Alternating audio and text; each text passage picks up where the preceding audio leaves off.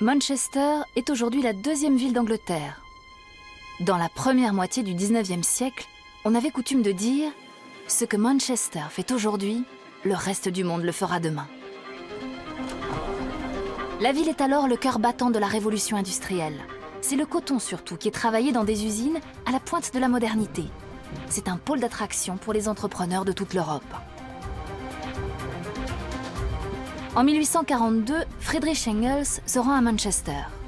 Il a 22 ans. Son père possède des parts dans une usine textile et veut que le jeune homme apprenne le métier d'entrepreneur.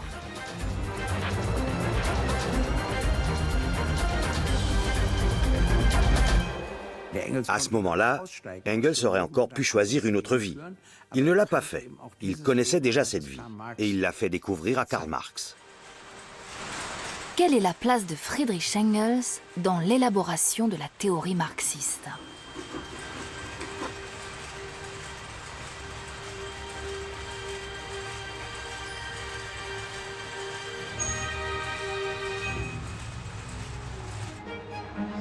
Friedrich Engels naît le 28 novembre 1820 à Barmen. Située dans le centre-ouest de l'Allemagne, la localité deviendra l'un des quartiers de la future ville de Wuppertal. La famille Engels appartient à l'aristocratie économique de la région et Friedrich grandit dans les meilleures conditions matérielles. Son père est l'héritier d'une dynastie de fabricants textiles. Sa mère, la fille d'un professeur de lycée. L'avenir de Friedrich, l'aîné, est tout tracé. Il reprendra la direction de l'entreprise paternelle. Friedrich Engels a grandi dans une très grande proximité locale avec les ouvriers de la manufacture. Et ses parents tenaient des cercles de piété auxquels se rendaient les ouvriers et leurs enfants qui étaient les camarades de jeu d'Engels.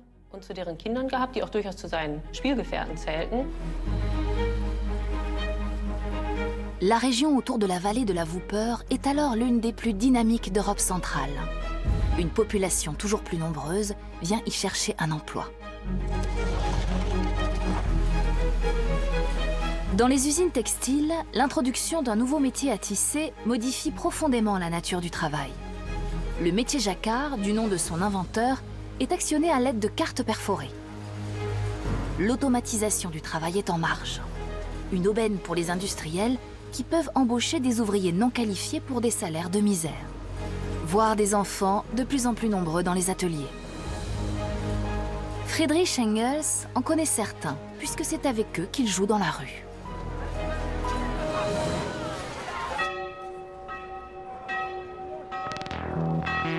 Mais le soir, leurs chemins se séparent. Tandis que ses petits camarades regagnent leur logement insalubre, Friedrich rejoint la villa de ses parents. L'ordre naturel de la société, pense-t-il alors. Un ordre créé par Dieu et où la réussite économique est un signe d'élection divine. L'Allemagne du 19e siècle est fortement imprégnée par le piétisme, un mouvement protestant auquel adhère pleinement la famille Engels, qui a notamment financé la construction de l'église d'Unterbarmen.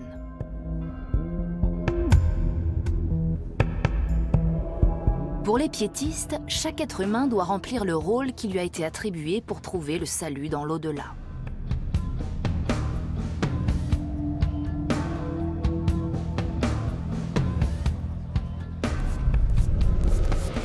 Leur vertu cardinale se nomme foi, travail et austérité des mœurs. Et c'est selon ces préceptes que le très croyant Friedrich Engels père élève ses enfants.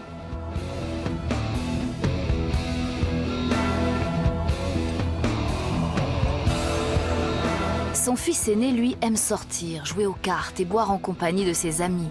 Il refuse de se plier aux règles de vie édictées par le père. Les disputes sont fréquentes.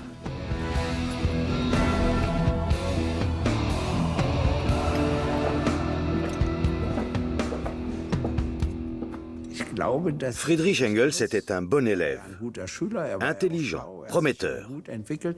Mais ses parents ont décidé, ou plutôt, son père a décidé, pas sa mère, de le retirer du lycée un an avant le bac, alors qu'il aurait voulu le passer.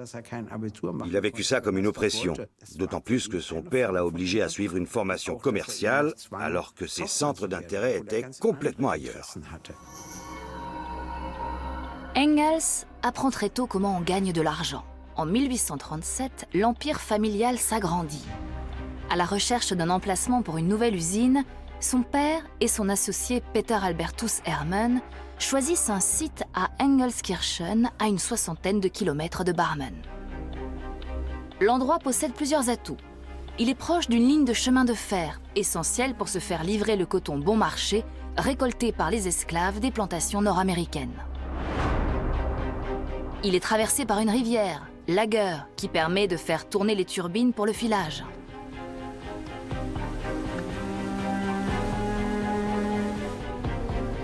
Et de plus, la région est pauvre. Les salaires y sont de 40% plus bas qu'à Barmen.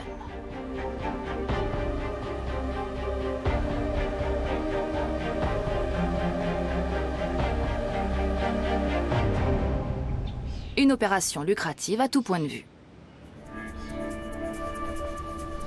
Friedrich Engels père tient à ce que son fils apprenne aussi le métier auprès d'autres négociants et entrepreneurs.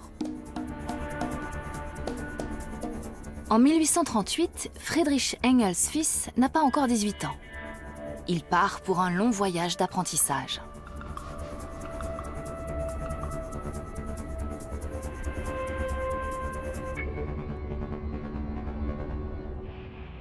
C'est la première fois que le jeune homme quitte l'étroit cocon familial. Il va découvrir le monde urbain de Brême et sa bonne société.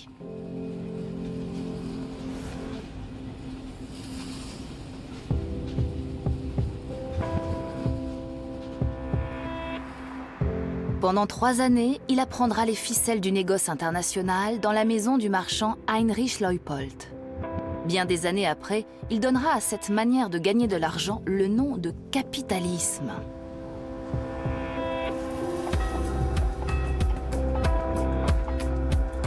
À Brême, il est hébergé par le pasteur de l'église Saint-Martin. Il écrit à sa famille et surtout à sa sœur Marie. Il lui envoie de petits dessins, lui parle de son travail, de son quotidien et de ses escapades.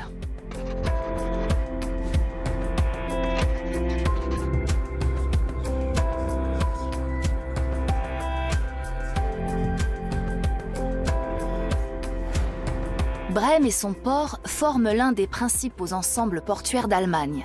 C'est un centre économique, mais aussi un lieu de brassage de populations venues du monde entier.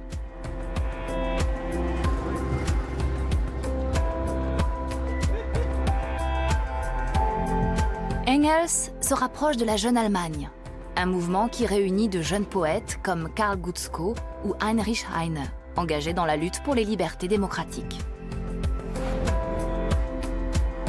Il commence à écrire sous le pseudonyme de Friedrich Oswald. Son premier texte publié, Les Lettres de la vallée de la Wupper, est une charge virulente contre le piétisme de sa région natale. On y trouve les premiers éléments d'une critique sociale. Il dénonce la suffisance des entrepreneurs et décrit la misère des ouvriers et de leurs enfants.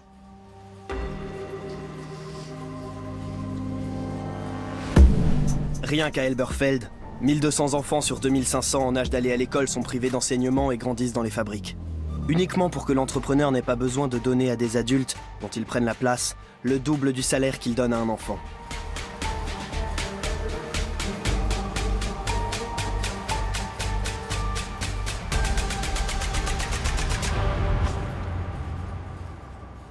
Friedrich Engels a vite compris que le travail à l'usine empêchait les enfants d'aller à l'école et donc d'accéder à l'instruction, ce qui compromettait toute chance d'ascension sociale. C'est un cycle infini qui perpétue la misère. Sans école, pas d'apprentissage. Sans apprentissage, pas d'ascension. Le seul horizon, c'est l'usine et la pauvreté.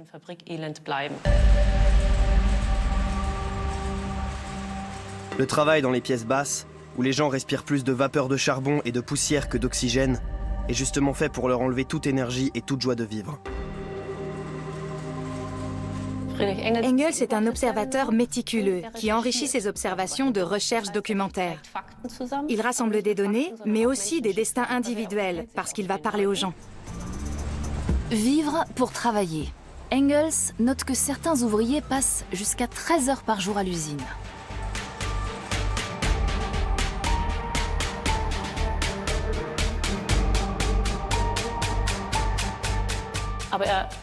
Il ne s'arrête pas aux simples descriptions. Il ajoute toujours une réflexion théorique, plus abstraite.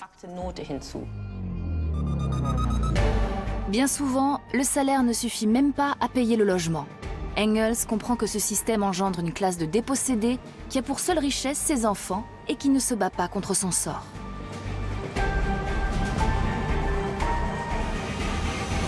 Cette classe, c'est le prolétariat, du latin proletarius, qui désignait la couche la plus basse de la société romaine.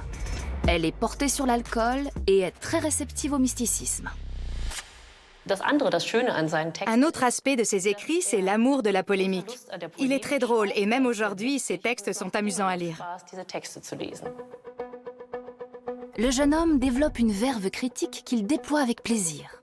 Il affirme sa liberté et s'affranchit du mode de vie piétiste transmis par ses parents. Il reste un garçon provincial sorti de son étroite vallée, mais il veut aussi savourer la vie.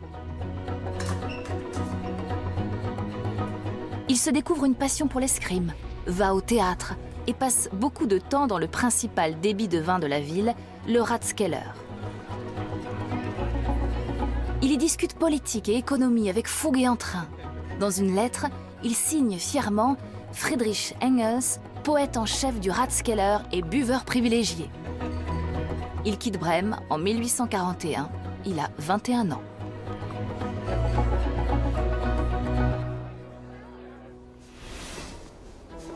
La seule véritable métropole d'Allemagne lui tend les bras, Berlin. À l'époque, la ville compte 400 000 habitants, plus de 100 cafés, d'innombrables débits de vin et auberges. Engels les écume pratiquement tous.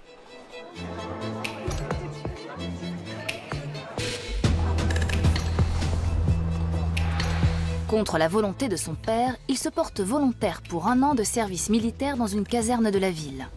C'est pour lui le moyen de réaliser malgré tout son grand rêve. En Prusse, le service militaire permet de suivre les cours à l'université. Et plus que tout, Engels veut faire des études.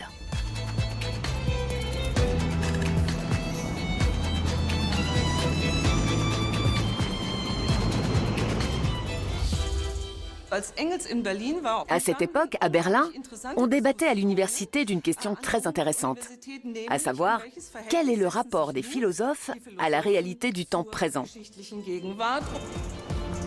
Dans l'amphithéâtre numéro 6 de l'université Humboldt, Engels assiste aux cours de philosophie. Il est surtout fasciné par Georg Wilhelm Friedrich Hegel et sa philosophie dialectique.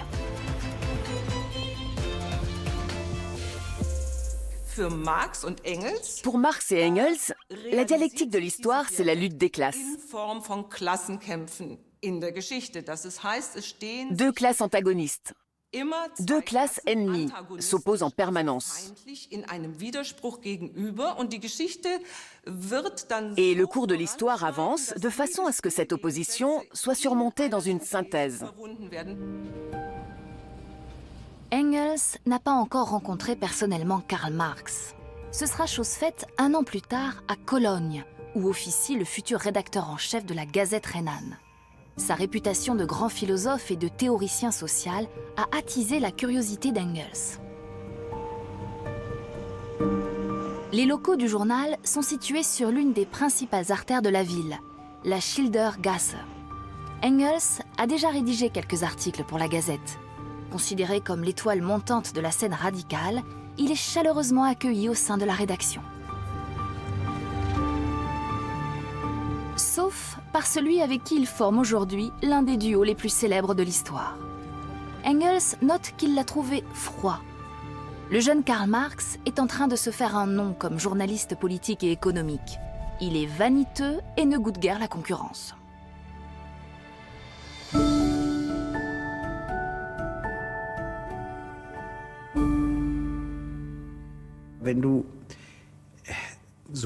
Marx n'était pas du même monde. Il venait de la petite bourgeoisie. Face à ce jeune homme fougueux et bon vivant, issu d'un milieu aisé et très différent du sien, il a préféré garder ses distances. Peu après cette première rencontre, Engels part pour Manchester où il doit commencer à travailler dans l'usine paternelle. La principale activité de la région est le travail du coton provenant des colonies. On y compte plus de 550 filatures qui emploient plus de 100 000 ouvriers et ouvrières.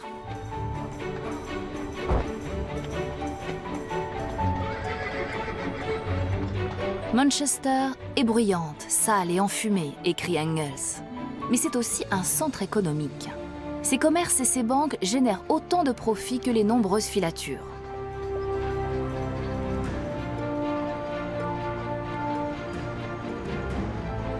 Comme à Engelskirchen, Engels père et son associé Peter Albertus Hermann ont bien réfléchi à l'emplacement de leur usine. Installée dans le quartier de Salford, elle est idéalement située à proximité des docks et de la gare.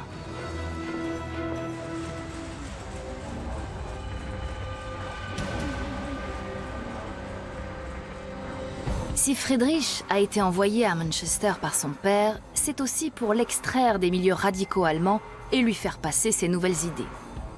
Ce sera tout l'inverse. En découvrant les conditions de vie de la working class, la classe ouvrière, Engels est plus convaincu que jamais de la nécessité de faire connaître la misère ouvrière. L'Angleterre lui ouvre définitivement les yeux. Il va décrire les conditions qui mènent à cette situation, mais il ne dédouane pas totalement les ouvriers et les ouvrières, parce qu'il considère qu'ils ont toujours la possibilité de réagir. Les conditions de vie à Manchester sont encore pires qu'à Wuppertal. Le temps des débats théoriques de Brême et de Berlin est fini. Engels se confronte à la réalité. Manchester était surnommé Cotton Police. C'était le nombril de l'économie mondiale. Avec la mécanisation des tâches, les ouvriers deviennent interchangeables et les patrons d'usine moins dépendants de la force de travail.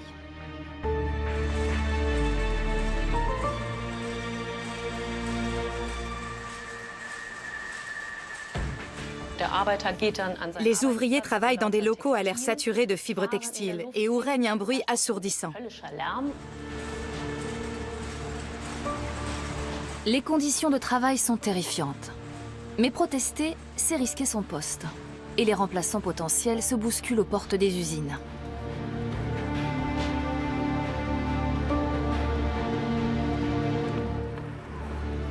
Et le soir, chez lui, l'ouvrier respire de la suie.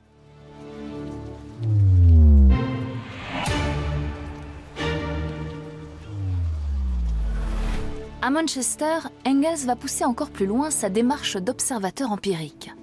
Il sait que certains quartiers de la ville sont très dangereux pour un homme comme lui. Pourtant, il va s'immerger dans le bidonville le plus malfamé, la Petite Irlande, peuplée d'Irlandais qui tous ont dû quitter leur île pour survivre.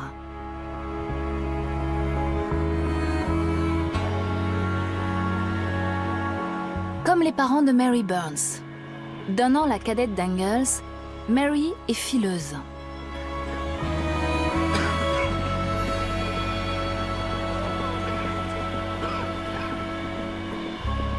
Elle sera le grand amour de sa vie, même s'il ne l'a jamais épousé. Mary le conduit dans des lieux secrets, auprès des plus pauvres parmi les pauvres, des malades, des alcooliques et des criminels.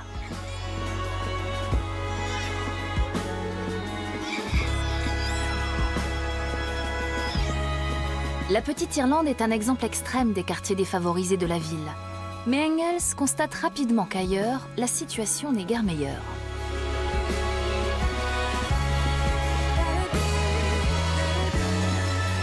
Le centre-ville de Manchester est cerné par les quartiers pauvres. Les citoyens plus fortunés vivent au-delà de cette ceinture large de 2,5 km, là où l'air est moins pollué. En Allemagne, à Barmen, la villa familiale jouxtait pratiquement les maisons des ouvriers. Les enfants jouaient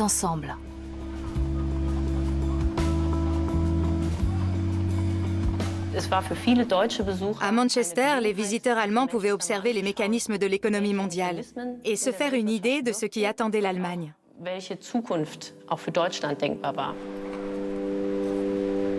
Engels passe beaucoup de temps à la Chetham's Library, dans le nord de la ville, pour coucher sur papier ses observations et impressions. Il veut avertir et sensibiliser l'opinion publique, pour que les ouvriers allemands ne subissent pas le même sort.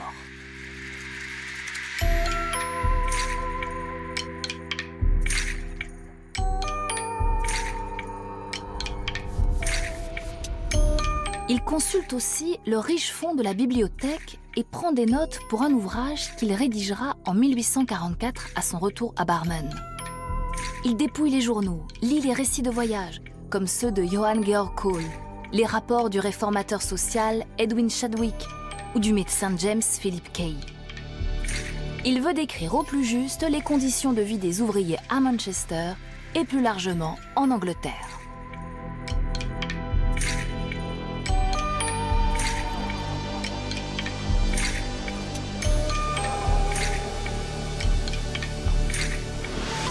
Publié sous le titre « La situation de la classe ouvrière en Angleterre », l'ouvrage offre un regard effrayant sur les abîmes des villes industrielles. Malgré les accusations de plagiat formulées après sa parution, l'étude est toujours considérée comme un jalon dans l'histoire de la recherche empirique en sciences sociales.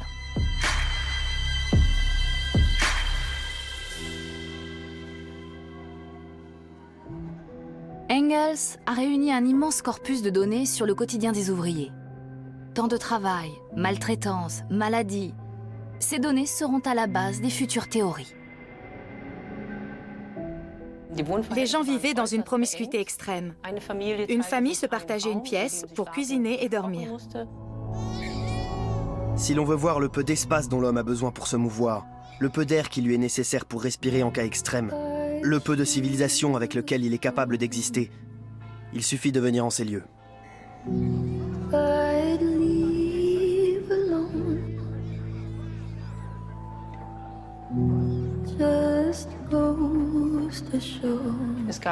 Pour faire ses besoins, il fallait souvent aller dans la rue, avec les conséquences qu'on peut imaginer.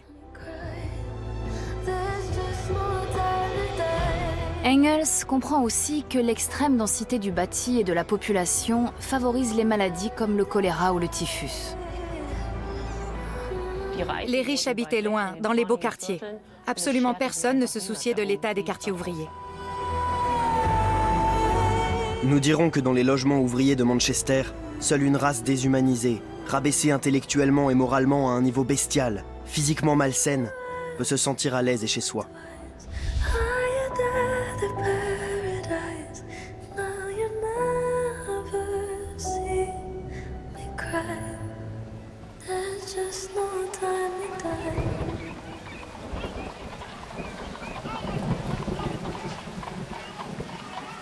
Engels va passer beaucoup de temps dans ces taudis et même y résider avec Mary Burns et sa sœur Lizzie. Mais contrairement aux deux femmes, il va et vient. Ce logement est pour lui une résidence secondaire. Les rapports sont ambigus. Engels a de l'argent. Il pourrait parfaitement installer les deux sœurs dans un quartier plus huppé, mais il ne voudra jamais tout à fait officialiser son couple avec Mary.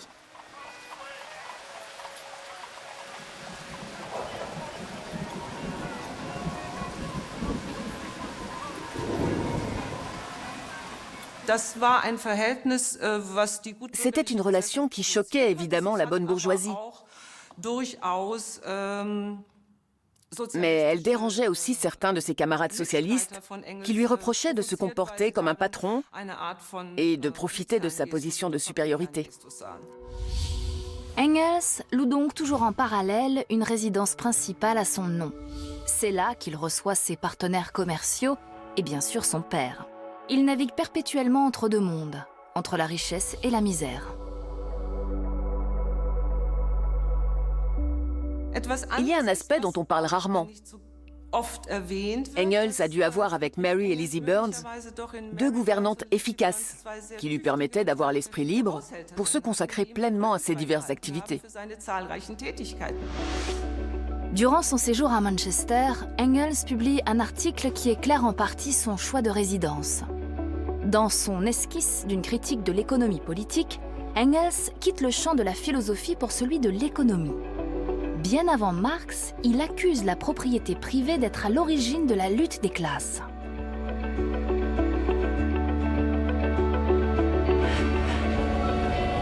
Engels quitte Manchester une première fois en 1844. Avant de rentrer à Barmen, il fait un détour par Paris pour rencontrer à nouveau Karl Marx.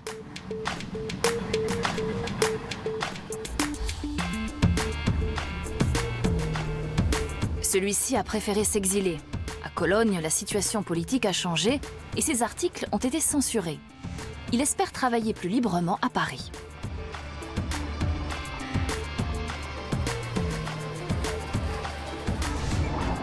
Engels est immédiatement séduit par cette ville où se côtoient radicaux, intellectuels, artistes et philosophes.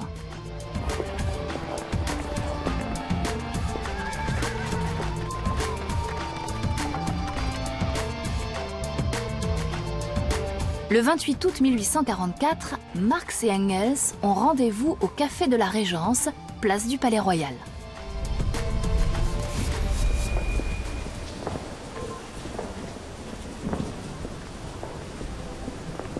Après quelques verres, la glace est enfin brisée.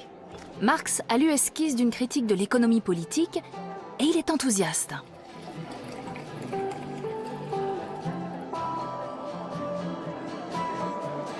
Les deux hommes partagent un même objectif, combler le fossé social creusé par la révolution industrielle. Et si la suppression de la société de classe était la solution ? Lors de ma visite à Marx à l'été 1844, il est apparu que nous étions en parfait accord sur toutes les questions théoriques. Engels va loger 10 jours dans l'appartement de Marx, rue Vaneau, dans le 7e arrondissement. Au cours des 40 années qui suivront, ils échangeront plus de 1400 lettres. Leur amitié est née lors de cette deuxième rencontre à Paris. Et à part quelques brouilles passagères, elle a tenu jusqu'à la fin de leur vie. Friedrich Engels avait beaucoup d'humour. Marx aussi avait de l'humour, mais ce n'était pas le même. Et puis, Friedrich Engels était un jouisseur. Certes, Engels apprécie le bouillonnement intellectuel de la ville, mais la politique est une chose et la vie nocturne parisienne en est une autre. Le jeune bon vivant y goûte sans retenue. Mary est loin, là-bas, à Manchester, alors pourquoi ne pas prendre un peu de bon temps ? Sur la question des mœurs, Engels était en avance sur son temps. Il défendait l'amour libre et le pratiquait. Il ne faisait aucun mystère des plaisirs que lui procurait la fréquentation de la bohème parisienne. Et seule la France possède un Paris, une ville où la civilisation européenne a atteint son plein épanouissement.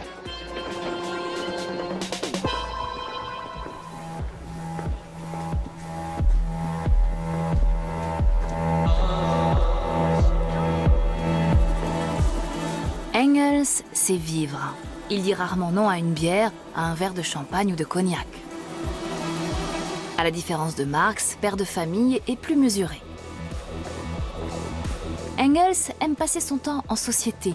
Il est beau, charmant, drôle. Les femmes sont à ses pieds.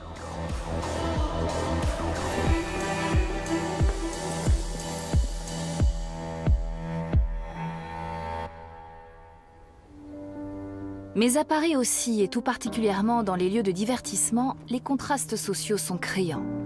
L'esprit de la Révolution de 1789 a beau planer encore sur la ville, le principe d'égalité si chèrement défendu sonne creux.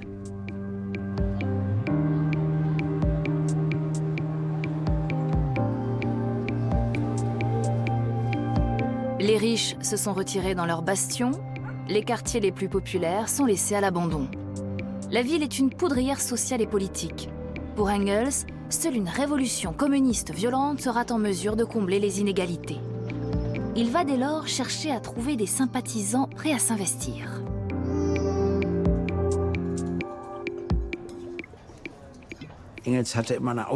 Friedrich Engels a toujours été très sensible à l'humain. Il a vu que les ouvriers n'avaient pas du tout la même existence que lui. Et il a compris que ce serait à lui d'être leur porte-voix, parce qu'eux-mêmes ne pouvaient pas s'exprimer. Il a constaté que les journaux préféraient parler de chasse ou de je ne sais quoi. Et il a décidé qu'il était de son devoir de relater ce qu'il avait vu. À Paris, Engels et Marx vont signer leur premier texte commun. La Sainte Famille, ou critique de la critique critique, n'est pas un guide pratique de la vie domestique, mais un pamphlet qui se moque des spéculations théoriques qui ne sont pas suivies d'actes concrets. Les deux auteurs visent en premier lieu les jeunes adeptes de Hegel. Ils déclarent la guerre à tous les intellectuels oisifs. Engels père est effrayé par le virage de plus en plus radical que prend son fils aîné. Au retour de Friedrich dans la maison familiale de Barmen, l'atmosphère est tendue.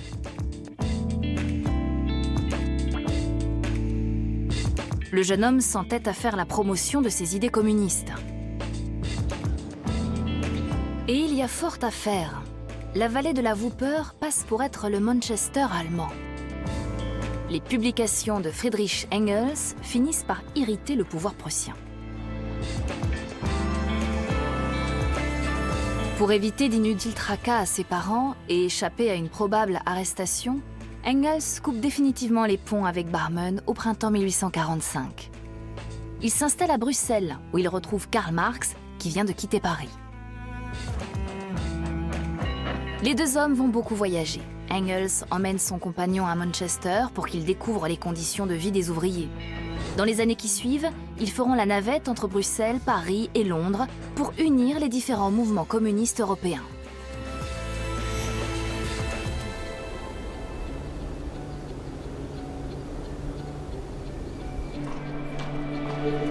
Deux ans après le départ de Engels d'Allemagne, les deux camarades parviennent à prendre le contrôle de la Ligue des Justes qui a son siège à Londres.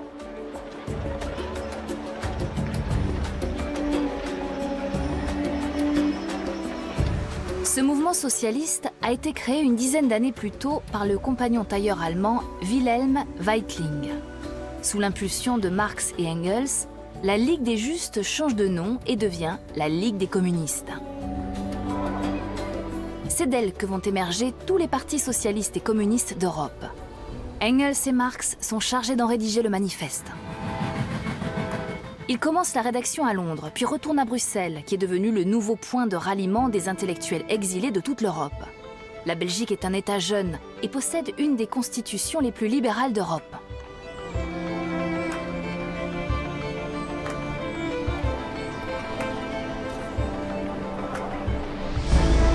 Rue d'Orléans, les deux amis vivent côte à côte avec de nombreux autres réfugiés politiques.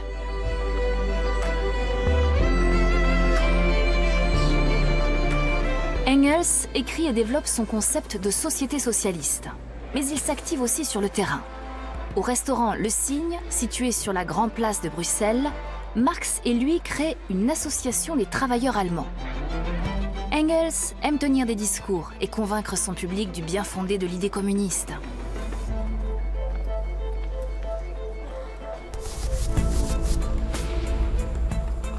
Quand les cafés ferment, les deux amis s'en retournent chez eux et prolongent leur discussion jusqu'au petit matin. Les réflexions théoriques de Marx sont ardues et difficiles à comprendre pour les gens simples. Relues et adaptées par Engels, elles deviennent accessibles et plus terre à terre.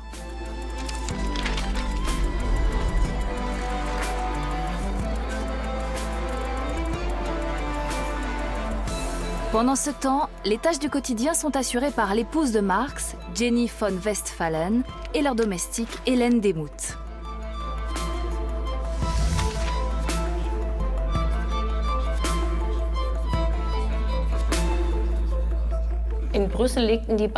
C'est vraiment à Bruxelles qu'est née l'une des amitiés les plus célèbres et les plus productives de l'histoire. Tout en ayant une activité militante concrète, les deux peaufinaient leur programme théorique. Ils passaient leur nuit à discuter et à écrire. C'est de cette époque que datent des œuvres aussi cruciales que l'idéologie allemande ou le manifeste du Parti communiste.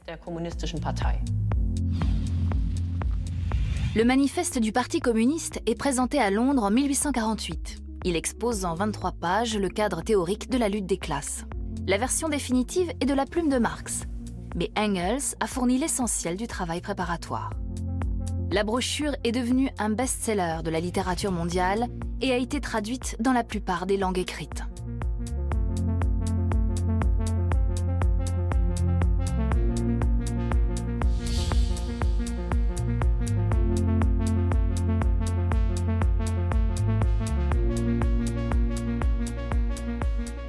Le manifeste est une œuvre significative à tout point de vue, que ce soit sur le plan du contenu, de la langue ou même des slogans.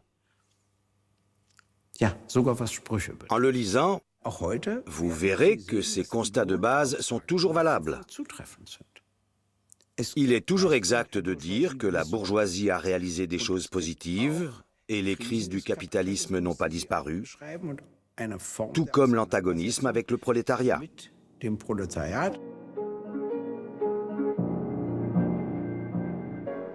Mais le prolétariat n'est pas encore prêt pour une révolution comme celle que Marx et Engels appellent de leur vœu.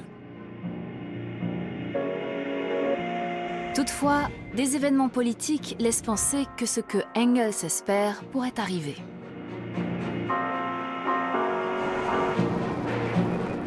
Le 24 février 1848, une partie du peuple parisien contraint Louis-Philippe à abdiquer et la Deuxième République est proclamée par Lamartine. L'étincelle française embrase l'Europe. Le mouvement va-t-il s'imposer et déclencher le processus qui aboutira au changement social ?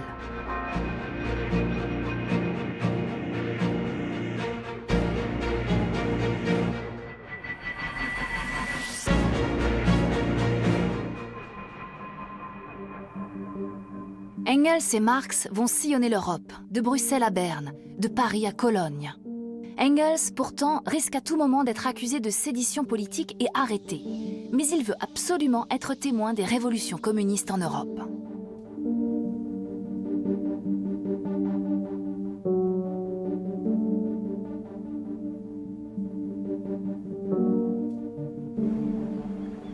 Mais le bouleversement politique n'a pas lieu.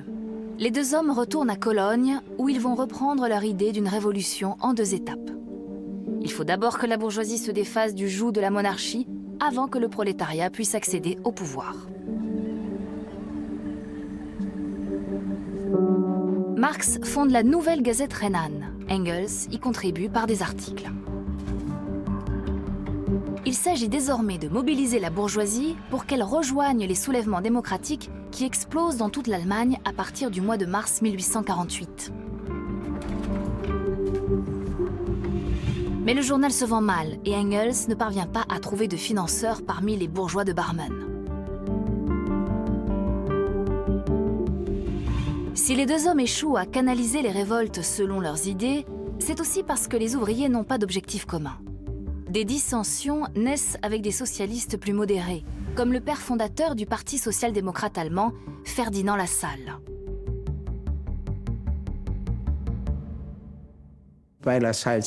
À la mort de Lassalle, Engels écrit une lettre où il remarque tout d'abord que le défunt était le seul que les entrepreneurs, les capitalistes, craignaient vraiment, ce qui est une manière de reconnaître sa valeur. Ensuite, il se moque de la manière dont il est mort. Il faut quand même avoir à l'esprit que les adversaires de Marx et Engels n'y allaient pas non plus de main morte. Dans la forme, les critiques pouvaient être extrêmement violentes et les deux répliquaient de la même manière.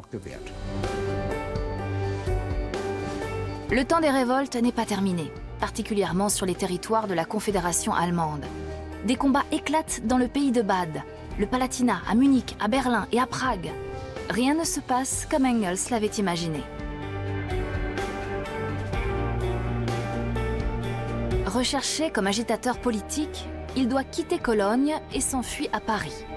Là aussi, l'issue de la Révolution n'a pas été celle qu'il espérait.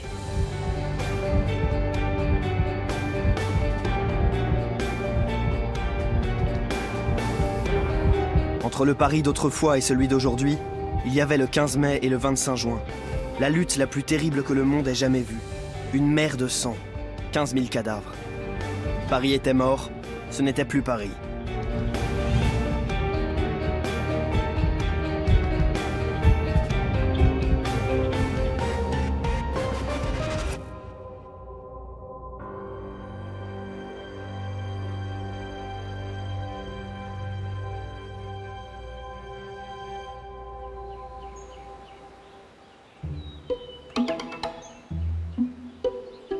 Tandis que Marx, resté à Cologne, multiplie les articles pour demander un changement de régime, Engels fait une pause. La lutte des classes attendra. D'abord, il veut parcourir la France à pied. Les sujets politiques sont absents de son journal de voyage, qui se lit comme un prospectus touristique. Et quel vin, quelle variété! Du Bordeaux au Bourgogne, du Petit Mâcon ou Chablis au Chambertin.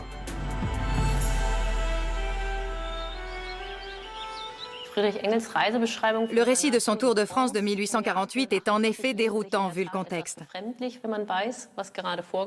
Il consacre l'essentiel de son don de l'observation à la nature, au vin et aux femmes. On a presque l'impression qu'il avait besoin de faire une pause.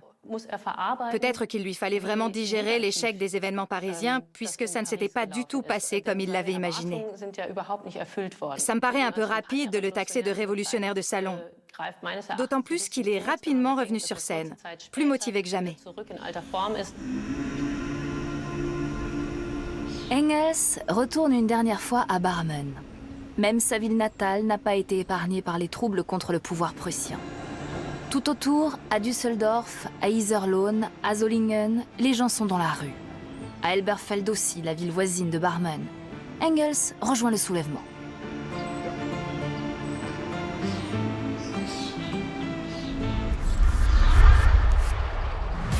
Il se présente devant les émeutiers avec 2 caisses de munitions. Son expérience militaire lui vaut d'être nommé responsable de l'artillerie et des barricades.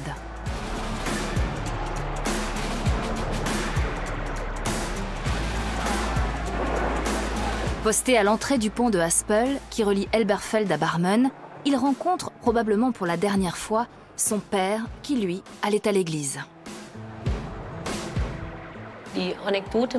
L'anecdote illustre le fossé entre le père entrepreneur et le fils révolutionnaire.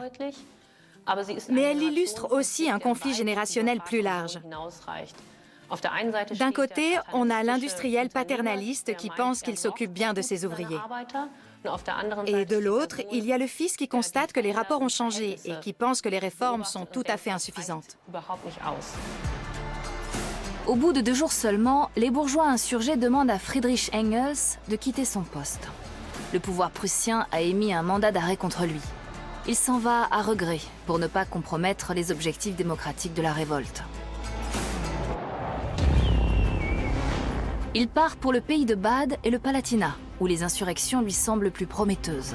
Les troupes révolutionnaires luttent pour une Allemagne unifiée sur le modèle français.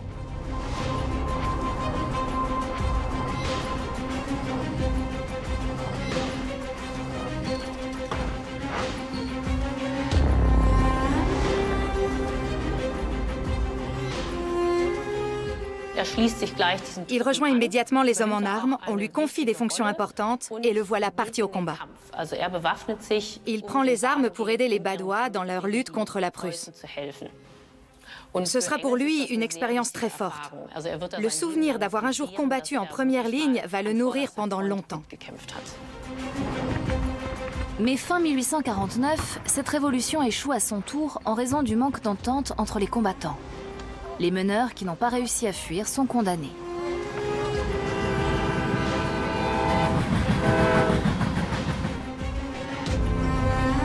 Engels passe par la Suisse avant de rejoindre l'Angleterre.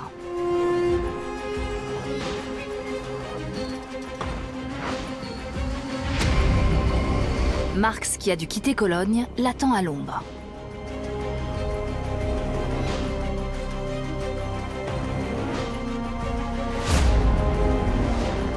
Un an plus tard, Engels quitte Londres pour Manchester et pour retrouver Mary Burns. Là, il réintègre de manière inattendue l'entreprise familiale. Il va y travailler les 20 années suivantes, dont 10 comme directeur. Il continue de rédiger des articles de journaux et passe une partie de son temps à assouvir son immense curiosité qui couvre les domaines les plus divers. Il étudie l'art militaire et apprend les langues. Il en parlera 12 couramment.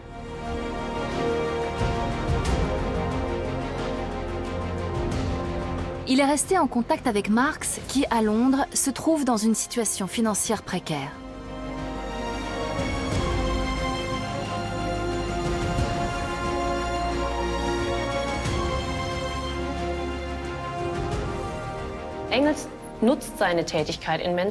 Son travail à Manchester lui permet aussi de soutenir Marx. Il gagne de l'argent pour deux, en quelque sorte. Et ça lui paraît tout à fait normal, parce qu'il tient absolument à ce que Marx puisse continuer à travailler à son grand œuvre, le Capital. Les deux sont convaincus qu'avec la publication du livre, la classe ouvrière va faire un bond vers la liberté. En 1863, et pour la première fois, les deux hommes se brouillent sérieusement. Engels vient d'annoncer à Marx le décès de Mary Burns. Celui-ci lui répond par un mot de condoléance que Engels trouve trop indifférent et qui le blesse beaucoup. Tu as trouvé ce moment approprié pour me démontrer la supériorité de ta pensée froide. Soit. Mais malgré de nombreux revers personnels, les deux hommes finissent toujours par se retrouver, animés par leur objectif commun. Engels ne cesse de relancer Marx pour qu'il termine son œuvre majeure. En 1867, le Capital, critique de l'économie politique, est enfin publié.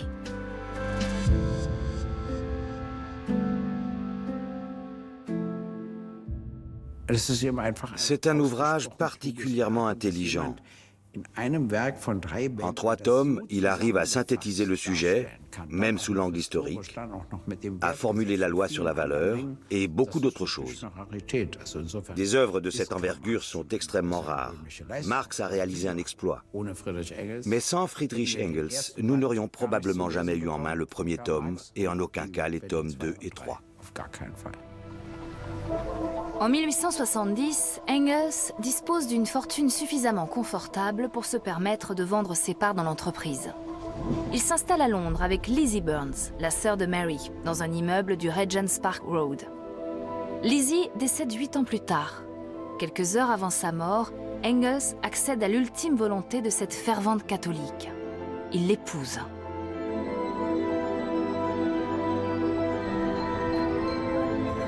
Dès lors, les liens privilégiés avec la famille Marx se font encore plus étroits. Il est l'oncle préféré des filles Marx et continue d'œuvrer avec le père pour le développement du mouvement communiste international. Ses travaux sur la dialectique dans la nature et les mathématiques resteront inachevés.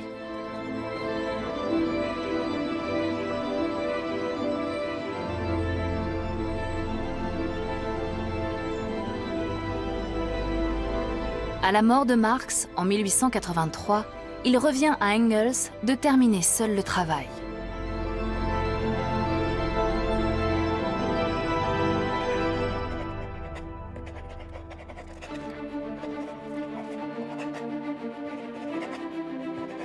Il devient l'exécuteur testamentaire du grand théoricien. Les tomes 2 et 3 du Capital attendent leur publication. Marx a noirci des montagnes de feuillets de son écriture illisible. Engels va les mettre en ordre et les éditer.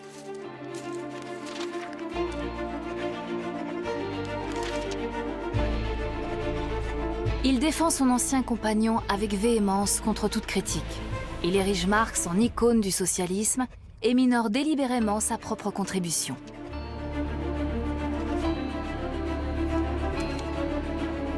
Marx était un génie. Nous étions au mieux des talents. Sans lui, la théorie serait loin d'être ce qu'elle est. Il est donc légitime qu'elle porte son nom.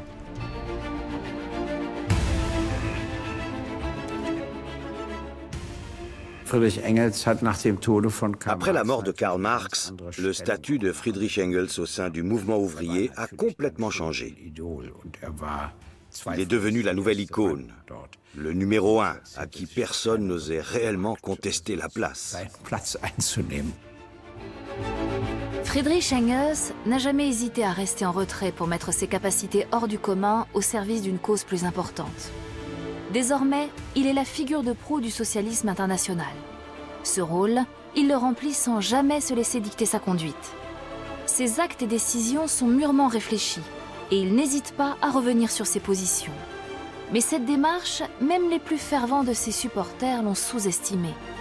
Ainsi, ils lui reprocheront durement d'avoir admis à la fin de sa vie que la social-démocratie pouvait être la solution pour libérer le prolétariat de ses chaînes. Friedrich Engels meurt le 5 août 1895 dans sa résidence londonienne. Il laisse derrière lui l'équivalent de 2,6 millions d'euros en liquidités et une cave de plus de 1000 bouteilles de vin et de champagne. Suivant ses dernières volontés, son corps est incinéré et ses cendres dispersées dans la mer, du haut d'une falaise à Eastbourne, entre la Grande-Bretagne et le continent. Certes, ils ont rédigé le manifeste du Parti communiste. Quand on le lit, on comprend qu'il s'agit d'une idéologie de la libération. Mais on s'en est servi pour faire tout le contraire. La révolution prolétarienne que Engels et Marx ont longtemps appelée de leur vœu se produira en Russie une vingtaine d'années après la mort de Engels. D'autres États suivront, leurs dirigeants exploitant l'héritage intellectuel des deux pionniers. Ces États ont mené le communisme sur une voie que Marx et Engels n'auraient probablement pas approuvée et que le mouvement ouvrier peine toujours à quitter. Mais ces deux-là ne sont pas responsables de ça.